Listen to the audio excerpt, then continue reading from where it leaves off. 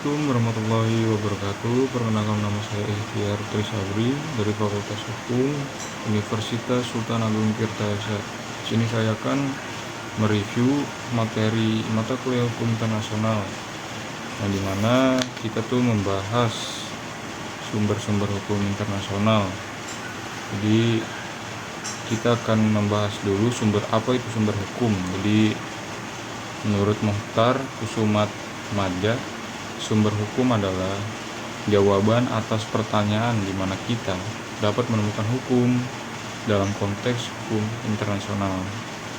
Dan menurut Muhtar Kusumatmadja, sumber hukum internasional itu terdapat di dalam pasal 38 ayat 1.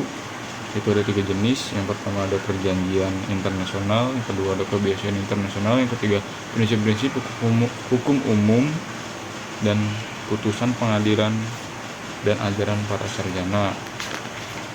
Dan di sini ada juga sumber hukum internasional dapat diartikan sebagai, juga di sini ada 3 jenis juga, yaitu sebagai dasar kekuatan mengikatnya hukum internasional, yang kedua metode penciptaan hukum internasional, yang ketiga tempat diketemukan ketentuan-ketentuan hukum internasional yang dapat diterapkan pada suatu persoalan yang konkret, yaitu.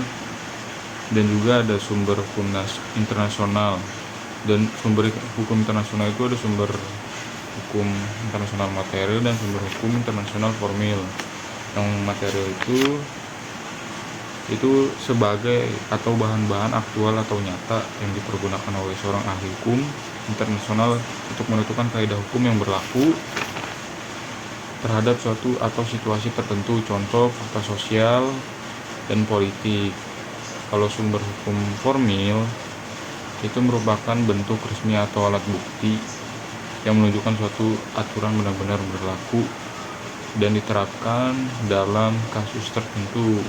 Dan di sini juga ada menurut para ahli juga, itu sumber hukum menurut J.G. Stark, yaitu sebagai bahan-bahan aktual atau nyata yang dipergunakan para sarjana hukum internasional untuk menetapkan hukum yang berlaku bagi suatu situasi tertentu. Sumbernya itu kebiasaan internasional, yang kedua itu ada traktat, yang ketiga ada keputusan pengadilan, yang keempat yuridis, yang kelima keputusan atau ketetapan organ-organ lembaga.